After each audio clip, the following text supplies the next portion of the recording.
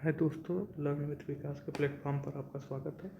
आज हम लोग जो है संविधान पर विदेशी प्रभाव, फॉरेन इफेक्ट्स ऑन कॉन्स्टिट्यूशन पढ़ेंगे। तो इसका फर्स्ट क्वेश्चन है, क्या आप मुझे एक भी स्वतंत्र देश दिखा सकते हैं जहां पृथक मताधिकार हो।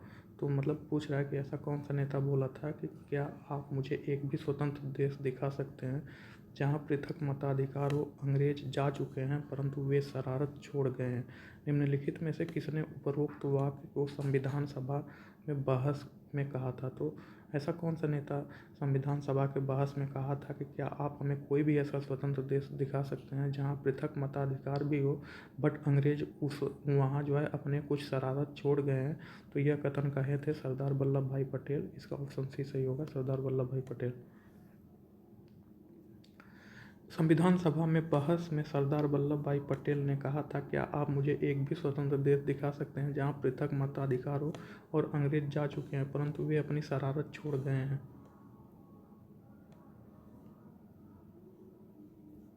भारतीय संविधान में राज्य के नीति निर्देशक तत्वों को निम्न में से किस देश के संविधान से लिया गया। तो भारतीय संविधान में राज्य के नीति निर्देशक तत्वों को जो है आयरलैंड के संविधान से लिया गया। तो इसका ऑप्शन सी सही होगा, आयरलैंड।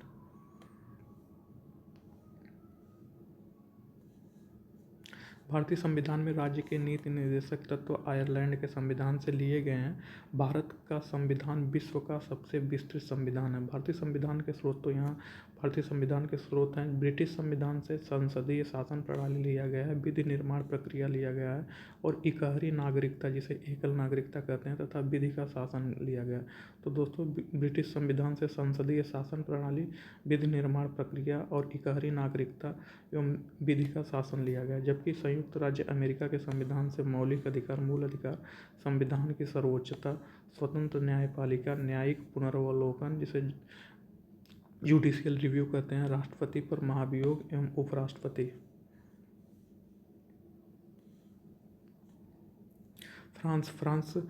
फ्रांस से जो है गणतंत्रात्मक ढांचा, स्वतंत्रता, समता, बंधुता के आदर्श। आयरलैंड के संविधान से लिया गया है। राज्य के नीति निर्देशक तत्व, राष्ट्रपति के निर्वाचन में निर्वाचक मंडल की व्यवस्था, राज्यसभा में कला, साहित्य, विज्ञान आदि से संबंधित विशिष्ट व्यक्तियों के मनोनयन की प्रणाली।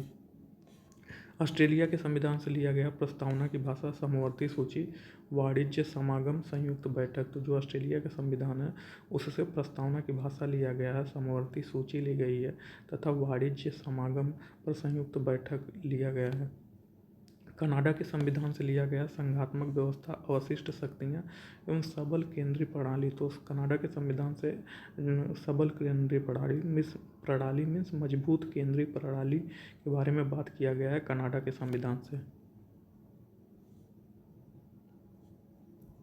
जर्मन के वाइमर संविधान से आपातकाल में राष्ट्रपति की मौलिक अधिकार संबंधी शक्ति के बारे में बोला गया है। दक्षिण अफ्रीका के संविधान से संविधान संशोधन की पद्धति के बारे में बताया गया है। जबकि जापान का संविधान विधि द्वारा स्थापित प्रक्रिया के बारे में बताता है। तो जो जापान का संविधान है वो विधि द्वारा स्थापित प्रक्रिया के बारे में बताता है। पूर्व सोवियत संघ का संविधान मूल कर्तव्य के बारे में बताता है। तो निम्नलिखित कथनों में कौन सा सही सुमेलित है। तो इसमें जो है सही सुमेलित देखना है। तो मौलिक अधिकार जो है संयुक्त राज्य अमेरिका से है, सही है। मौलिक अधिकार संयुक्त राज्य अमेरिका से लिया गया है, सुमेलित है।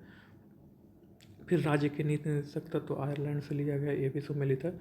केंद्र की अवशिष्ट शक्तियाँ, तो केंद्र की अवशिष्ट शक्तियाँ जो है तो केंद्र की अवशिष्ट शक्तियाँ ऑस्ट्रेलिया से नहीं लिया गया है। केंद्र की अवशिष्ट शक्तियाँ कनाडा से लिया गया है। तो केंद्र की अवशिष्ट शक्तियाँ कनाडा से लिया गया, तो सी ही सुमेलित नहीं है। जबकि आपातकालीन शक्तियाँ जर्मनी से लिया गया, डी सुमेलित है। तो इसका ऑप्शन सी सही होगा। भारतीय संविधान में वर्णित मौलिक अधिकार की अवधारणा किस देश के संविधान से ली गई है। तो भारतीय संविधान में जो मौलिक अधिकार का वर्णन किया गया है वह यूएस से, संयुक्त राज्य अमेरिका से लिया गया। तो इसका ऑप्शन ए सही होगा। निम्नलिखित में से कौन सा शब्द भारतीय संविधान की प्रस्तावना में उल्लिखित नहीं है? तो संघीय शब्द प्रस्तावना में उल्लिखित नहीं है। भारतीय संविधान की प्रस्तावना में संप्रभुता, पंथनिरपेक्षता, समाजवादी, लोकतंत्रात्मक गणराज्य का उल्लेख है, जबकि संघीय शब्द का प्रस्तावना में कोई उल्लेख नहीं है। सूची 1 को सूची 2 से सुमेलित करना है, तो इसमें समवर्ती सूची बोला गया, तो समवर्ती सूची हम लोग जानते हैं ऑस्ट्रेलिया के संविधान से लिया गया, तो A का 4 होगा। फिर जो है विधि का शासन, तो विधि का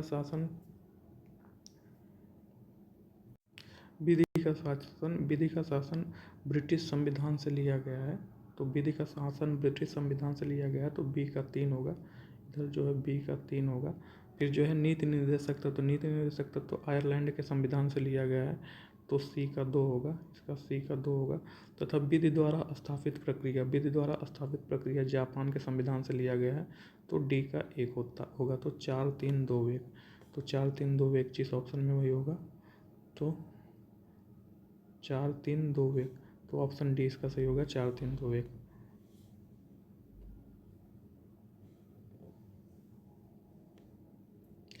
भारत के संविधान में समवर्ती सूची की अवधारणा गृहीत की गई है, तो पूछ रहा है कि भारत के संविधान में जो समवर्ती सूची है उसकी अवधारणा किस देश से ली गई है? तो यह जो है ऑस्ट्रेलिया के संविधान से ली गई, इसका ऑप्शन डी सही होगा।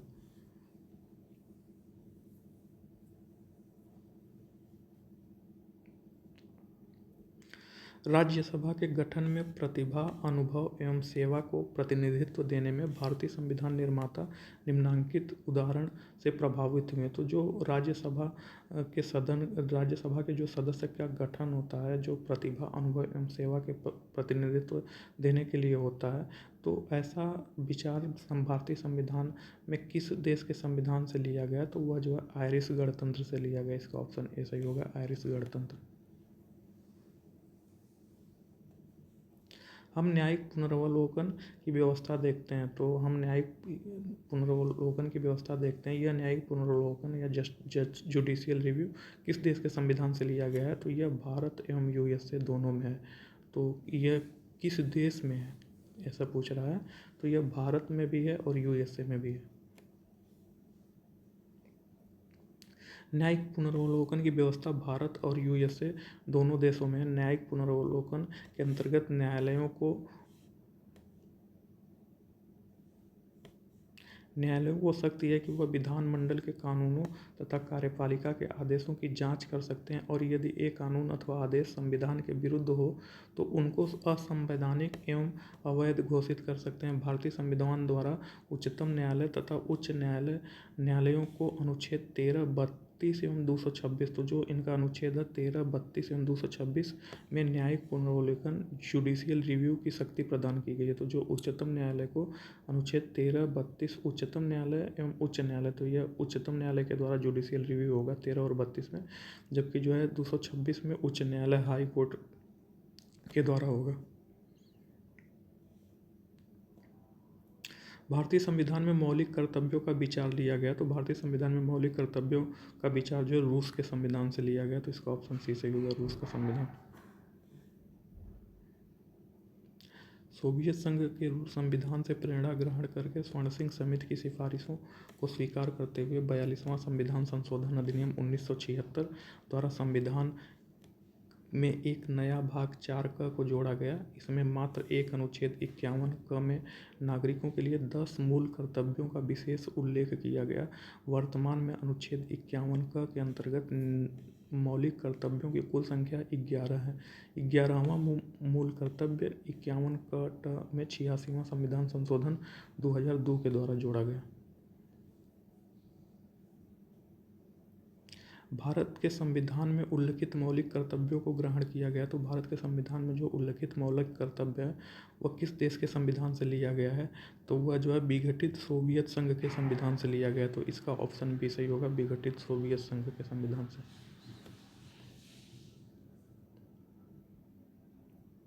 भारतीय संविधान के अनुच्छेद 14 में प्रयुक्त वाक्यांश कानून के समक्ष समानता किस संविधान से लिया गया है? तो यह जो ब्रिटेन के संविधान से लिया गया, इसका ऑप्शन ए सही होगा।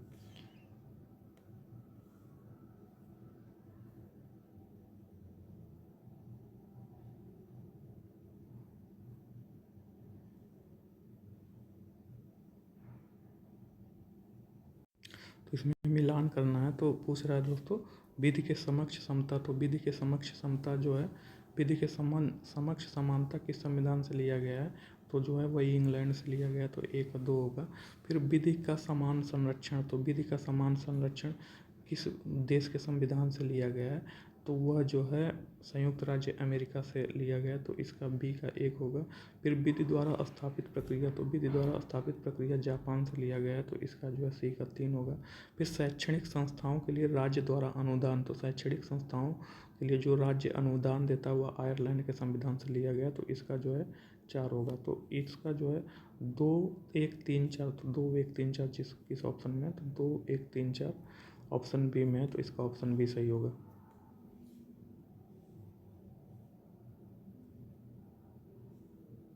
फिर उसके बाद फिर सही, इसमें बोल रहा है कि निम्नलिखित युग्म में कौन सही रूप से संबद्ध नहीं है, तो ऐसा चुनना है कि जो सही रूप से संबद्ध नहीं है। तो जो है कनाडा के संविधान से यूनियन शब्द लिया गया जो कि सुमेलित है, अमेरिका के संविधान से न्यायिक पुनर्वलोकन लिया गया, ये भी सुमेलित है। फिर जो है ब्रिटिश संविधान से संसदीय व्यवस्था लिया गया, ये भी सुमेलित है। ऑस्ट्रेलिया के संविधान से संविधान संशोधन की प्रक्रिया लिया गया है, जो कि यह सही सुमेलित नहीं है। संविधान संशोधन की प्रक्रिया जो है साउथ अफ्रीका से लिया गया, न कि ऑस्ट्रेलिया से लिया गया, तो ये जो है साउथ अफ्रीका से लिया गया है, साउथ अफ्रीका से लिया गया है। जबकि ऑस्ट्रेलिया के संविधान से, ऑस्ट्रेलिया के संविधान से जो है समवर्ती सूची लिया गया, तो ऑस्ट्रेलिया के संविधान से समवर्ती सूची लिया गया। जबकि जो है संविधान संशोधन की प्रक्रिया दक्षिण अफ्रीका से लिया गया है।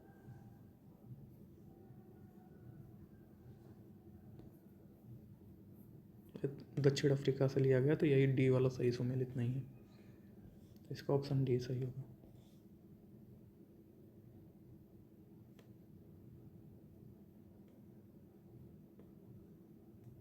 फिर जो है भारत में संघ राज्य संबंधों में समानता पाई जाती है, पूछ रहा है कि भारत के संघ राज्य संबंध में समानता पाई जाती है, ऐसी बात किस देश के संविधान से लिया गया है, तो भारत में जो संघ राज्य संबंध है, तो भारत में जो संघ राज्य में संबंध में जो समानता पाई जाती है वह किस देश के संविधान से लिया गया, तो वह ऑस्ट्रेलियाई संविधान से नहीं लिया गया, कनाडाई संविधान से लिया गया, और भारत सरकार अधिनियम 1935 से लिया गया, जबकि अमेरिका के संविधान से नहीं लिया गया, तो इसका ऑप्शन 2 एवं 3 सही होगा, तो 2 एवं 3 ऑप्शन बी में है, तो ऑप्शन बी सही होगा।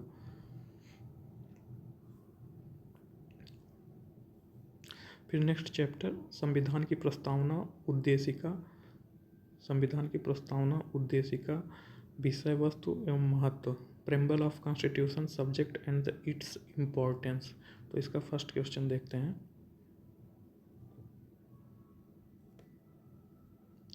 निम्नलिखित उद्देश्यों में से कौन सा एक भारत के संविधान की प्रस्तावना में वर्णित नहीं है, तो पूछ रहा है कि कौन सा ऐसा है जो भारत के संविधान के प्रस्तावना में वर्णित नहीं है, तो विचार की स्वतंत्रता वर्णित है, अभिव्यक्ति की स्वतंत्रता भी वर्णित है, विश्वास की स्वतंत्रता वर्णित है, बट आर्थिक स्वतंत्रता नहीं है। जबकि आर्थिक न्याय है, सामाजिक राजनीतिक आर्थिक न्याय है, तो जबकि आर्थिक स्वतंत्रता नहीं है, तो इसका ऑप्शन बी सही होगा। भारत के संविधान की प्रस्तावना में आर्थिक स्वतंत्रता वर्णित नहीं है, जबकि 5 प्रकार की स्वतंत्रता का उल्लेख है, जैसे विचार, अभिव्यक्ति, धर्म, विश्वास, उपासना। तो ये जो 5 प्रकार की स्वतंत्रता है, विचार, अभिव्यक्ति, धर्म, विश्वास एवं उपासना, तथा 3 प्रकार की न्याय है, तो न्याय 3 प्रकार के हैं, सामाजिक, आर्थिक एवं राजनीतिक न्याय।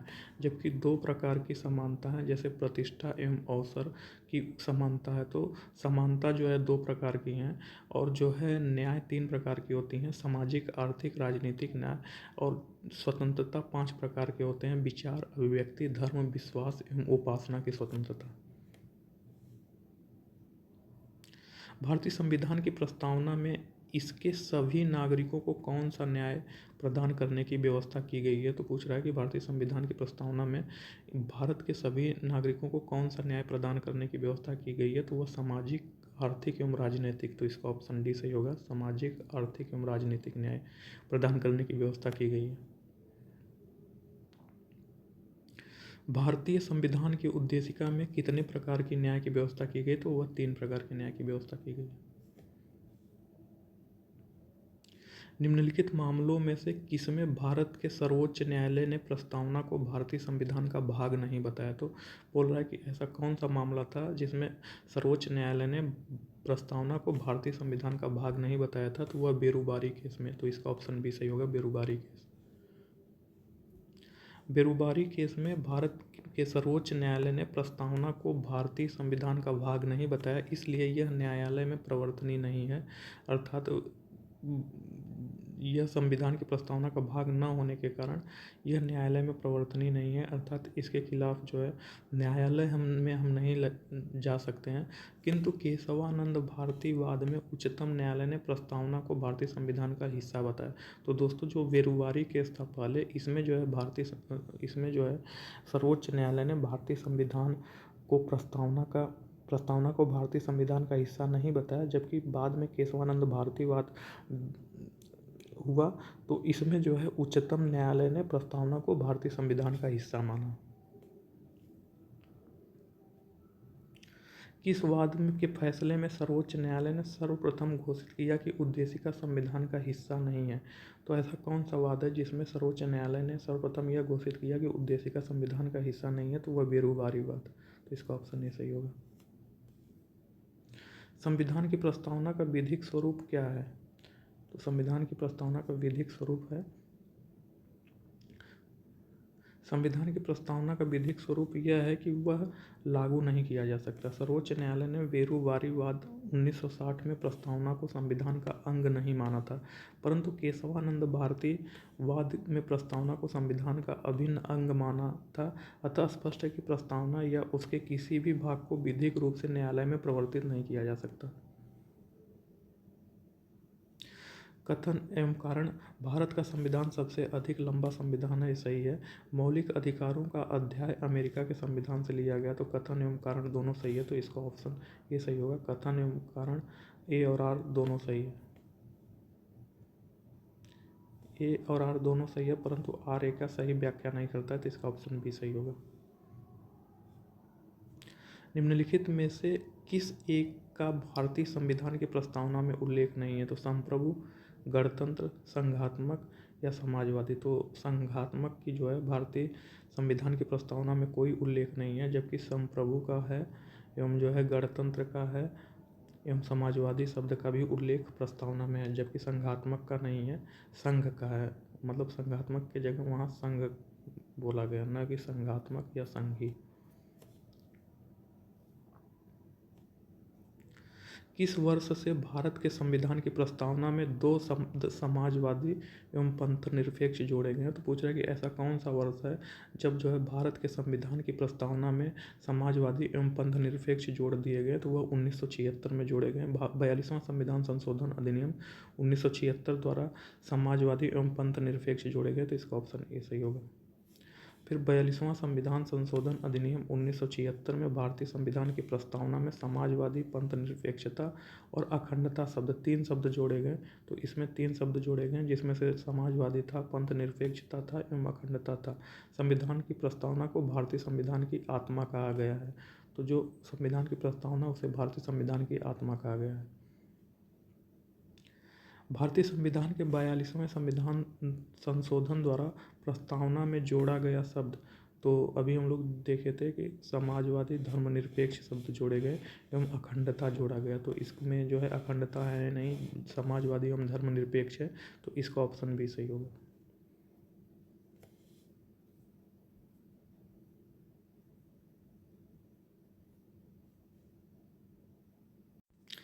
ये जो 2 शब्द हैं धर्मनिरपेक्ष एवं समाजवादी प्रस्तावना में जोड़े गए हैं, ये कौन सा संविधान संशोधन के अंतर्गत आया? तो यह 42वां संविधान संशोधन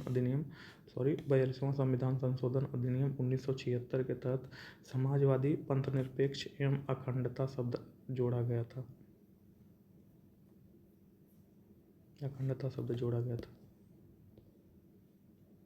26 नवंबर 1949 को अंगीकृत भारतीय संविधान की प्रस्तावना में शब्द सम्मिलित नहीं है। तो समाजवादी शब्द सम्मिलित था, पंथनिरपेक्ष सम्मिलित था, अखंडता सम्मिलित था, जबकि गणराज्य सम्मिलित नहीं था। तो इसका जो है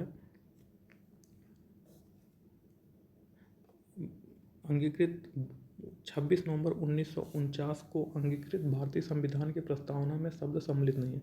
हाँ, तो दोस्तों जो है गणराज्य सम्मिलित था, जबकि ये तीनों जो है भारतीय संविधान जो संशोधन हुआ था 1976 में, उस समय जोड़ा गया था। 1976 में ये तीनों समाजवादी, पंथ निरपेक्ष एवं अखंडता, 42वां संविधान संशोधन 1976 में जो हुआ था उसमें जोड़ा गया था। तो यह बोला कि 26 नवंबर 1949 को जब संविधान अंगीकृत हुआ तो भारतीय संविधान की प्रस्तावना में शब्द में सम्मिलित नहीं था। तो यह जो 1976 में जोड़ा गया, तो 1949 में ये तीनों नहीं है, जबकि गणराज्य था। तो इसमें पूछ रहा है कि कौन नहीं है, तो 1 2 3, तो इसमें 1 2 3 ऑप्शन होगा, तो इसका ऑप्शन ये सही होगा।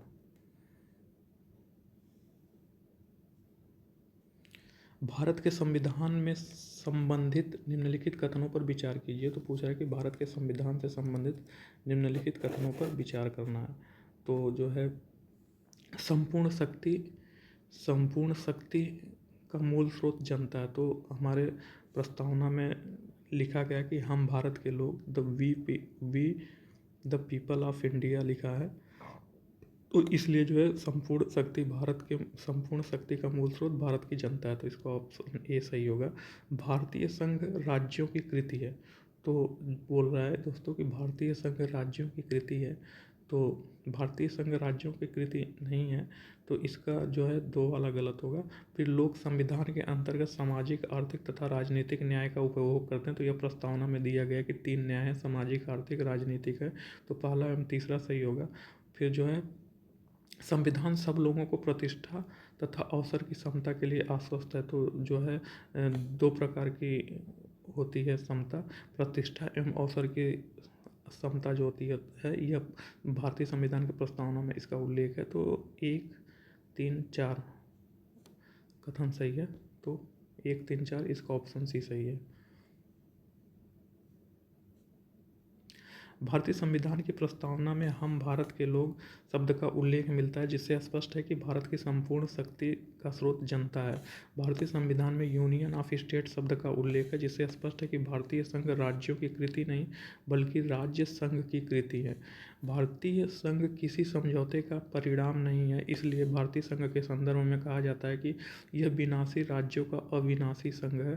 प्रस्तावना में सामाजिक, आर्थिक, राजनीतिक शब्द का स्पष्ट उल्लेख है, साथ ही सभी भारतीयों को प्रतिष्ठा एवं अवसर की समता की बात का भी उल्लेख है।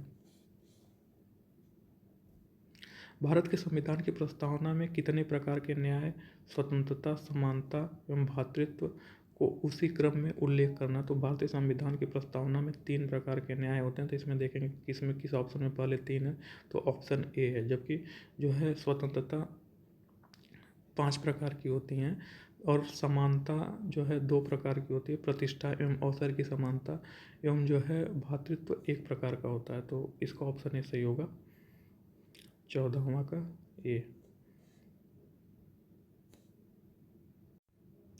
तो दोस्तों हम लोग जानते हैं कि भारतीय संविधान में जो है प्रस्तावना में जो है आर्थिक स्वतंत्रता, भारतीय संविधान की प्रस्तावना में 5 प्रकार की स्वतंत्रता का उल्लेख किया गया है, जिसमें विचार, अभिव्यक्ति, धर्म, विश्वास एवं उपासना। तो स्वतंत्रता 5 है। पहला विचार, दूसरा अभिव्यक्ति, तीसरा धर्म की स्वतंत्रता, चौथा विश्वास की स्वतंत्रता एवं 5वां जो है उपासना की स्वतंत्रता। फिर 3 प्रकार के न्याय की व्यवस्था की गई है, जिसमें सामाजिक न्याय पहला, दूसरा आर्थिक न्याय एवं तीसरा राजनीतिक न्याय, एवं 2 प्रकार के समानता की बात की गई है, प्रतिष्ठा एवं अवसर की समानता के बारे में बोला गया है, एवं भ्रातृत्व 1 प्रकार का है। तो यह जो है इसका ऑप्शन ये सही होगा, 3 5 2 1।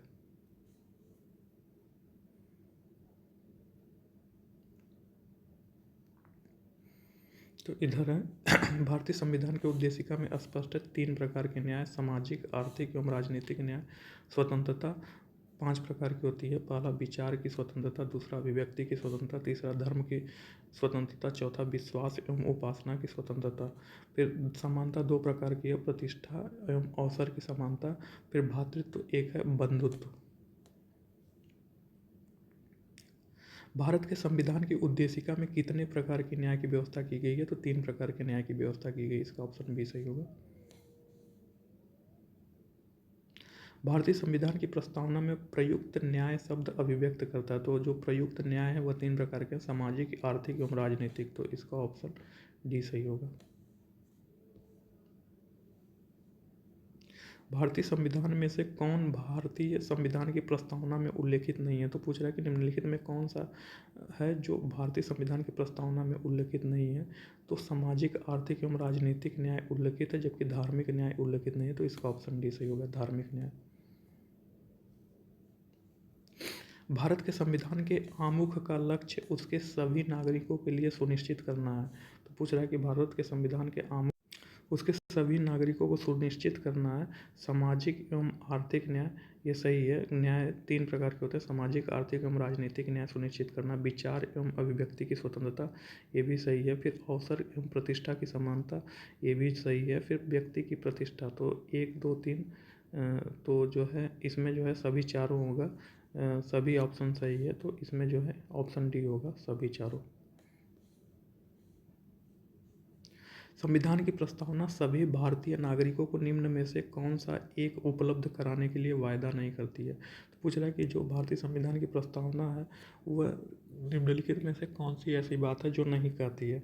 तो सामाजिक न्याय के बारे में बात करती है, सामाजिक, आर्थिक, राजनीतिक न्याय, इसके राजनीतिक न्याय के भी बारे में बात करती है, विचार की स्वतंत्रता के बारे में बात करती है, जबकि पूजा की समानता के बारे में बात नहीं करती है। तो इसका ऑप्शन डी सही होगा।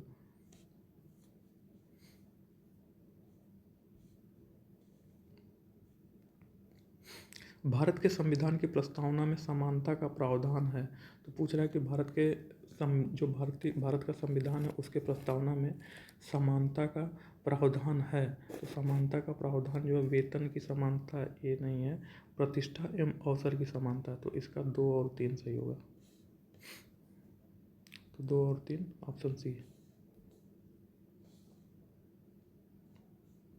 भारतीय संविधान की प्रस्तावना में कितने प्रकार की स्वतंत्रताओं का वर्णन किया गया? तो भारतीय संविधान की प्रस्तावना में जो है 5 प्रकार की स्वतंत्रताओं का वर्णन किया गया है। तो इसका ऑप्शन सी सही होगा, 5 प्रकार के। निम्नलिखित में से कौन एक भारत के संविधान की प्रस्तावना का भाग नहीं है? तो समाजवाद है, व्यक्ति की गरिमा है, राष्ट्र की एकता एवं अखंडता है, जबकि योजनाबद्ध विकास नहीं है। तो इसका ऑप्शन सी सही होगा, योजनाबद्ध विकास।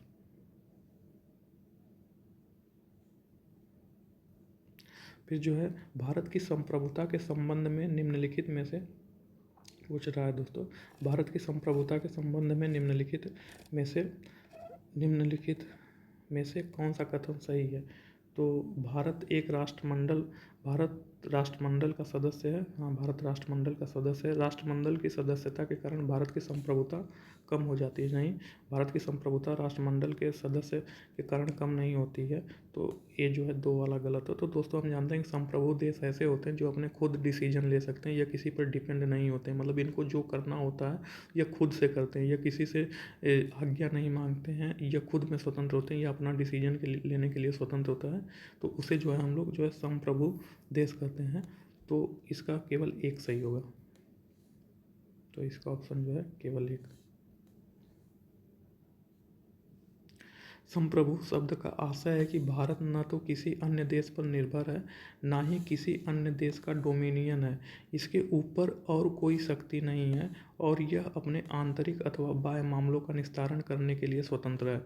यद्यपि वर्ष 1949 में भारत ने राष्ट्रमंडल की सदस्यता स्वीकार करते हुए ब्रिटेन को इसका प्रमुख माना, राष्ट्रमंडल की सदस्यता स्वैच्छिक एवं बाध्यकारी नहीं है। तथापि संविधान से अलग यह घोषणा किसी भी तरह से भारतीय संप्रभुता को प्रभावित नहीं करती है।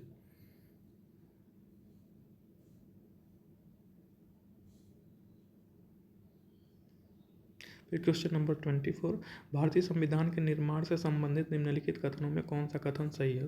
तो पूछ रहा है कि भारतीय संविधान में जो निर्माण की प्रक्रिया है उन कथनों में से कौन सा कथन सही है? तो जो है पंडित नेहरू ने उद्देश्य प्रस्ताव जो संविधान सभा द्वारा स्वीकार किया गया था संविधान के निर्माण पर असर था। तो ये सही है, पंडित नेहरू ने जो है उद्देश्य प्रस्ताव पेश किया था संविधान सभा में, जो संविधान सभा द्वारा स्वीकार कर लिया गया था। फिर दूसरा, उद्देशिका बहुत महत्वपूर्ण उद्देश्यों की पूर्ति करती है। तो जो उद्देशिका है या प्रस्तावना है यह बहुत से महत्वपूर्ण उद्देश्यों को पूर्ति करती है। तो इसका 2 भी सही है।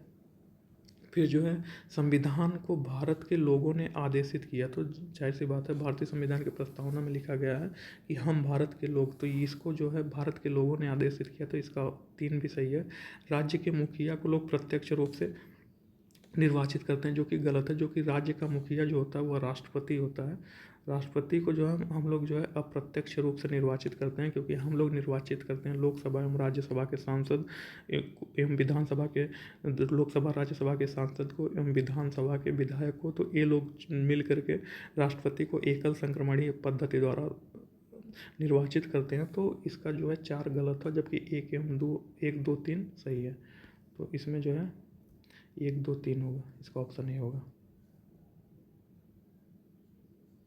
पंडित नेहरू द्वारा प्रस्तुत उद्देश्य प्रस्ताव का संविधान के निर्माण पर असर था। उद्देशिका महत्वपूर्ण उद्देश्यों को पूर्ति करती है एवं यह भारतीय संविधान के उद्देश्यों को प्रतिबिंबित करती है। उद्देशिका का प्रारंभ हम भारत के लोग से होता है, जिससे यह सूचित होता है कि संविधान को भारत के लोगों ने आदेशित किया है। हम भारत के लोग से स्पष्ट है कि भारतीय संविधान का स्रोत भारत की जनता है और भारतीय जनता ने अपनी संप्रभु इच्छा को इस संविधान के माध्यम से व्यक्त किया है। भारत में संसदीय प्रजातंत्र संसदीय व्यवस्था को अपनाया गया है, जिसमें कार्यपालक प्रधान या राज्य का प्रधान नाम मात्र का प्रमुख होता है और अप्रत्यक्ष निर्वाचन द्वारा चुना जाता है। वास्तविक कार्यपालिका प्रधानमंत्री समेत मंत्रिमंडल में निहित है, जो प्रत्यक्ष निर्वाचन द्वारा चुने जाते हैं। तो जो भारत में जो है संसदीय व्यवस्था अपनाई गई है, इसमें जो कार्यपालक हो प्रधान होगा या राज्य का प्रधान होगा वह नाम मात्र का प्रमुख होगा, जैसे राष्ट्रपति नाम मात्र का प्रमुख है एवं अप्रत्यक्ष रूप से इसका निर्वाचन होगा, जबकि वास्तविक कार्यपालिका प्रधानमंत्री के हाथों में है एवं प्रधानमंत्री से संबंधित जो मंत्रिपरिषद है उसके हाथों में रहता है। भारत के संविधान के निर्माताओं का मत निम्नलिखित में से किसमें प्रतिबिंबित होता है? तो जो भारत के संविधान के निर्माताओं का मत है निम्नलिखित में से किसमें प्रतिबिंबित होता है? तो वह उनके उद्देशिका में, जो भारतीय संविधान की उद्देशिका है उसमें दिखता है। तो इसका ऑप्शन ए सही होगा। निम्नलिखित में से कौन एक भारतीय संविधान के उद्देश्य को प्रतिबिंबित करता है? तो वह जो है संविधान की प्रस्तावना। तो संविधान की प्रस्तावना में भारतीय संविधान के उद्देश्यों का झलक दिखता है, तो इसका ऑप्शन बी सही होगा। 26 जनवरी 1950 को भारतीय गणतंत्र की सही संवैधानिक स्थिति क्या थी? तो जो 26 जनवरी 1950 था उसमें भारतीय जो गणतंत्र था, जो भारतीय गणतंत्र थे उसकी सही संवैधानिक स्थिति क्या थी? तो उसकी सही संवैधानिक स्थिति जो है लोकतंत्रात्मक गणराज्य नहीं था। फिर जो है संपूर्ण प्रभुत्व संपन्न लोकतंत्रात्मक गणराज्य था। तो यही संपूर्ण प्रभुत्व संपन्न लोकतंत्रात्मक गणराज्य था। संपूर्ण प्रभुत्व पंथ निरपेक्ष, दोस्तों ये पंथ निरपेक्ष 42वां संविधान संशोधन 1976 में आया। यह जो है 26 जनवरी 1950 के समय नहीं थी। समाजवादी पंथ निरपेक्ष ए भी जो है 1976 में जोड़ा गया। तो सिर्फ जो है बी सही है। जब 26 जनवरी 1950 को भारतीय गणतंत्र या भारतीय संविधान लागू हुआ था तो उस समय जो है संपूर्ण प्रभुत्व संपन्न लोकतंत्रात्मक गणराज्य था। तो इसका ऑप्शन बी सही है।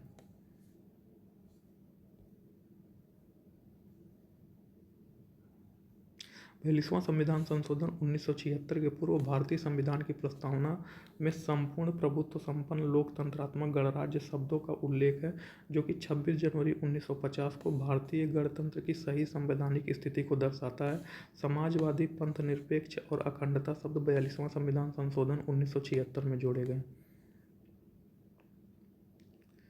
भारत के संविधान की उद्देशिका में निम्नलिखित शब्दावली जिस अनुक्रम में दी गई है वह है। तो जो भारत का संविधान है उसके उद्देशिका में जो शब्दावली दी गई है वह जो है किस क्रम में दी गई है? तो वह है, तो वह जो है संपूर्ण प्रभुत्व संपन्न समाजवादी पंथ निरपेक्ष लोकतंत्रात्मक गणराज्य, इसी क्रम में दी गई है। तो इसका ऑप्शन ए सही होगा।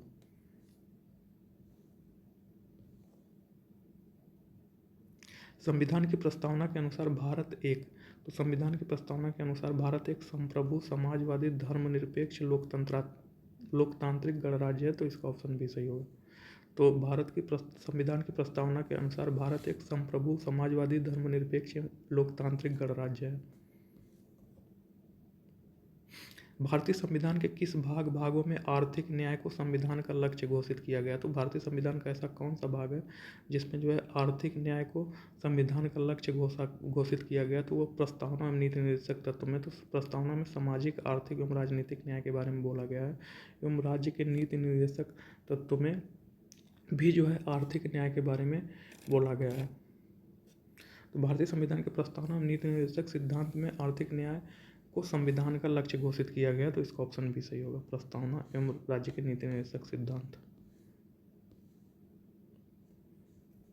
निम्नलिखित में से किस वाद में उच्चतम न्यायालय ने धारणा प्रस्तुत की कि उद्देशिका संविधान का भाग है? तो यह जो है बोम्बई बनाम यूनियन ऑफ इंडिया में यह बोला उच्चतम न्यायालय ने कि जो है प्रस्तावना संविधान का या उद्देशिका संविधान का भाग है। उच्चतम न्यायालय ने इनरी बेरुवारी वाद 1960 वाद में यह व्यक्त किया कि उद्देशिका संविधान का अंग नहीं है। तो जो बेरुवारी वाद था उसमें 1960 में उच्चतम न्यायालय ने बोला कि जो प्रस्तावना है यह संविधान का अंग नहीं है या उद्देशिका संविधान का अंग नहीं है। फिर उसके बाद बोम्बई बनाम यूनियन ऑफ इंडिया में उच्चतम न्यायालय ने बोला कि प्रस्तावना संविधान का अंग है, यह निर्धारित उद्देशिका संविधान का एक भाग है। केशवानंद भारती बनाम केरल राज्य 1973 में जो हुआ था, इस मामले में उद्देशिका को संविधान का भाग माना गया है।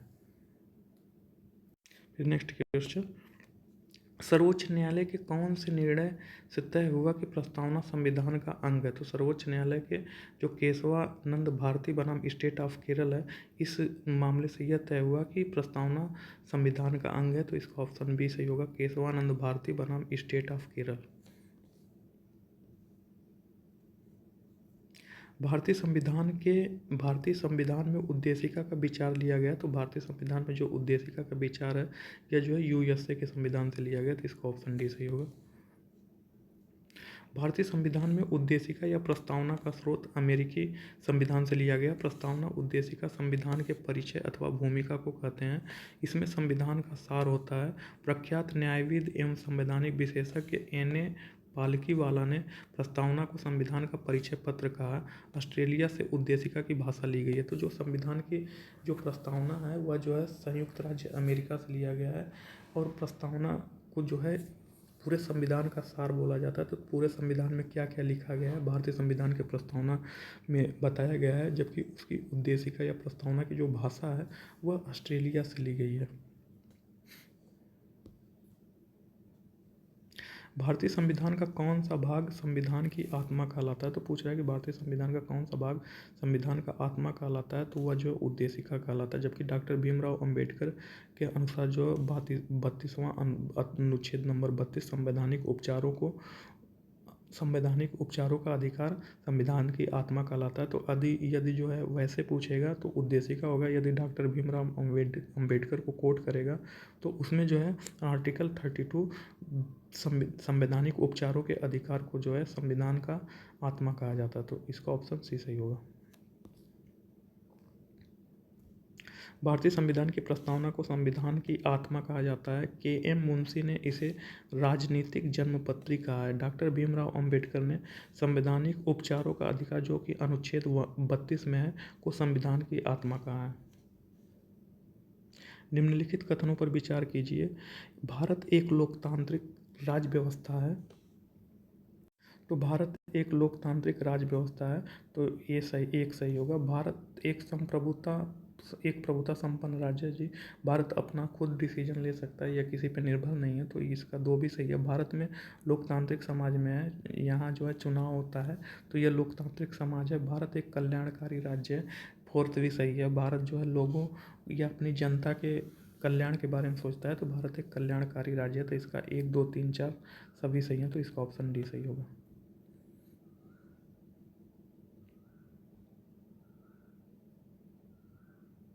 संप्रभुता संपन्न राज्य होने के साथ साथ भारत की सामाजिक व्यवस्था लोकतांत्रिक ढंग से चलती है, क्योंकि नागरिकों को विचार, अभिव्यक्ति, विश्वास, धर्म की उपासना के साथ अनेक अधिकार प्राप्त हैं। उद्देशिका और नीति निर्देशक तत्वों से स्पष्ट होता है कि भारत एक कल्याणकारी राज्य है।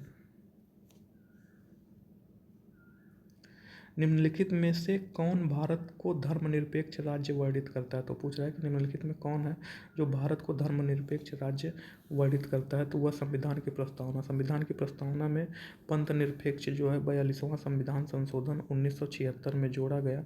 तो जो है संविधान की प्रस्तावना में धर्मनिरपेक्ष राज्य वर्णित है, तो इसका ऑप्शन बी सही होगा, प्रस्तावना। भारत के संदर्भ में निम्न में से कौन धर्मनिरपेक्ष शब्द का सही भाव व्यक्त करता है? तो भारत के संदर्भ में निम्नलिखित में कौन सा धर्मनिरपेक्ष शब्द का सही भाव व्यक्त करता है? तो जो धर्मनिरपेक्ष शब्द है दोस्तों, इसका मतलब ये नहीं कि भारत में कोई धर्म नहीं होगा, भारत में धर्म होगा, लेकिन भारतीय संविधान किसी धर्म के प्रति, सभी धर्मों के प्रति तटस्थता बनाए रखेगा। वह किसी धर्म का पक्ष नहीं लेगा या किसी को ये नहीं बोलेगा कि आपको ये धर्म नहीं मानना है, ये धर्म मानना है। सिर्फ वह सभी धर्मों का आदर करेगा एवं किसी धर्म का जो है पक्ष नहीं लेगा, उसी को धर्मनिरपेक्ष बोलते हैं। तो इसका यही मतलब है कि भारत के राज्य का कोई धर्म नहीं है, तो इसका ऑप्शन डी सही होगा। भारतीय संविधान की एक प्रमुख विशेषता भारत में धर्मनिरपेक्ष राज्य की स्थापना है। डॉक्टर भीमराव अंबेडकर ने कहा था कि धर्मनिरपेक्ष राज्य का अभिप्राय यह नहीं है कि लोगों की धार्मिक भावनाओं का ख्याल ही नहीं किया जाएगा। इसका अर्थ सिर्फ यह होगा कि संसद को जनता पर किसी विशेष धर्म को थोपने की शक्ति नहीं होगी, अर्थात राज्य धर्म के प्रति तटस्थता का भाव रखेगा।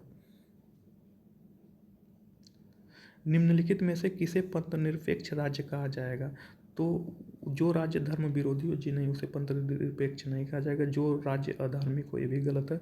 वह राज्य जिसका कोई धर्म ना हो, जो धर्म के आधार पर भेदभाव नहीं करता हो, तो धर्म पंथ निरपेक्ष या धर्मनिरपेक्ष जो 42वां संविधान संशोधन 1976 में आया था, उसका मतलब यही है कि वह राज्य जिसका कोई धर्म ना हो और जो धर्म के आधार पर भेदभाव नहीं करता है, तो उसे जो पंथ निरपेक्ष राज्य या धर्मनिरपेक्ष राज्य कहते हैं। तो इसका ऑप्शन सी सही होगा। भारतीय संविधान की प्रस्तावना में जिन आदर्शों एवं उद्देश्यों की रूपरेखा दी गई है, उसकी आगे व्याख्या की गई है। तो जो भारतीय संविधान की प्रस्तावना है, उसमें जो है जिन आदर्शों एवं उद्देश्यों की रूपरेखा दी गई है, उनकी आगे व्याख्या की गई है।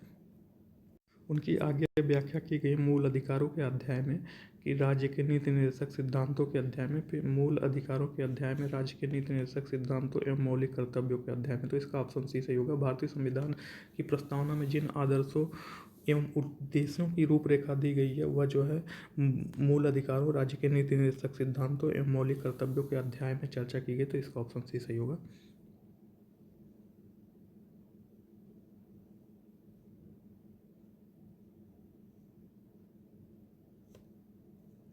निम्नलिखित में से कौन सा एक भारतीय संविधान का दर्शन नहीं है? तो पूछ रहा है कि कौन सा एक भारतीय संविधान का दर्शन नहीं है? तो कल्याणकारी राज्य है, फिर जो है समाजवादी भी राज्य है, राजनीतिक समानता भी है, जबकि साम्यवादी राज्य का जो है भारतीय संविधान में कोई दर्शन नहीं है। साम्यवादी राज्य भारतीय संविधान का दर्शन नहीं है। संविधान की प्रस्तावना और राज्य के नीति निर्देशक तत्व से कल्याणकारी राज्य की अवधारणा स्पष्ट होती है, जबकि समाजवादी राज्य राजनीतिक समानता का उल्लेख प्रस्तावना में किया गया है।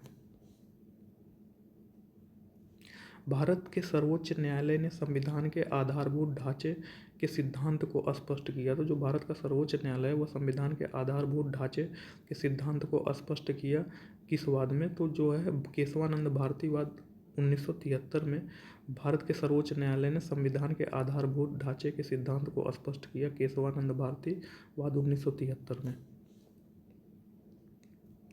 संविधान की आधारभूत संरचना का तात्पर्य संविधान में निहित उन प्रावधानों से है जो संविधान और भारतीय राजनीतिक और लोकतांत्रिक आदर्शों को प्रस्तुत करता है। इन प्रावधानों को संविधान संशोधन के द्वारा भी नहीं हटाया जा सकता। भारत में संविधान की आधारभूत संरचना का सिद्धांत केशवानंद भारती वाद 1973 द्वारा स्पष्ट किया गया था।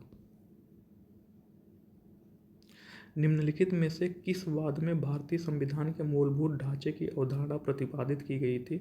तो वह जो है केशवानंद भारती बनाम में की गई थी। तो उपर्युक्त में से कोई नहीं, तो इसका ऑप्शन डी सही होगा।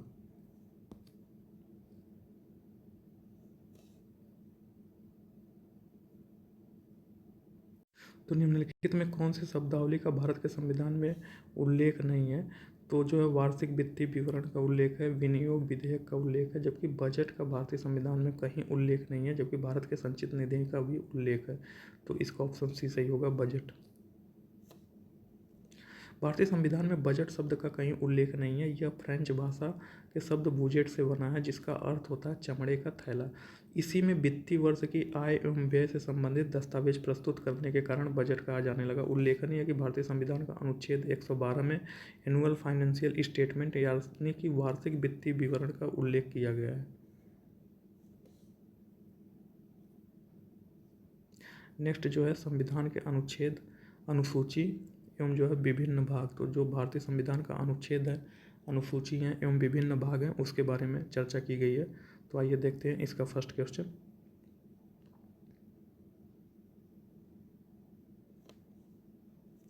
निम्नलिखित विषयों पर विचार कीजिए तथा उन्हें क्रमानुसार जैसा संविधान में उल्लिखित है व्यवस्थित कीजिए। तो इसमें जो भारतीय संविधान के भाग के बारे में बोला गया है कि भारतीय संविधान का जो भाग है उसे क्रमानुसार व्यवस्थित करना है। तो जो भारतीय संविधान का जो है संघ एवं उसका राज्य क्षेत्र, तो जो संघ एवं उसका राज्य क्षेत्र है यह भारतीय संविधान के भाग 1 में है। फिर मौलिक कर्तव्य, तो जो मौलिक कर्तव्य है वह जो है भाग 4A में है। तो जो मौलिक कर्तव्य वो भाग 4A में है। फिर जो है नागरिकता, नागरिकता जो है भाग 2 में है। फिर राज्य के नीति निर्देशक तत्व, राज्य के नीति निर्देशक तत्व जो है वह भाग 4 में है। तो इसका जो है ऑप्शन जो है पहले 1 होगा, फिर उसके बाद 2 होगा, फिर उसके बाद 4 होगा, फिर 4A होगा। तो पहला फर्स्ट, फिर थर्ड, तो फर्स्ट थर्ड, तो देखते हैं फर्स्ट थर्ड किस ऑप्शन में है। तो फर्स्ट थर्ड, तो इसका ऑप्शन बी सही होगा। भारतीय संविधान को 22 भागों एवं 395 अनुच्छेदों में बांटा गया। संविधान के भागों का सही सुमेलन इस प्रकार है। तो जो है भारतीय संविधान के भाग 1 में संघ एवं उसके राज्य क्षेत्र के बारे में बोला गया है। भाग 2 में नागरिकता के बारे में बोला गया। भाग 3 में जो है मौलिक अधिकार के बारे में बोला गया तथा भाग 4 में राज्य के नीति निर्देशक तत्व के बारे में बोला गया। भाग 4A में मौलिक कर्तव्य के बारे में बोला गया। क्वेश्चन नंबर 2, सूची 1 को सूची 2 से सुमेलित कीजिए तथा सूचियों को नीचे दिए गए कूटों का सही उत्तर का चयन करिए।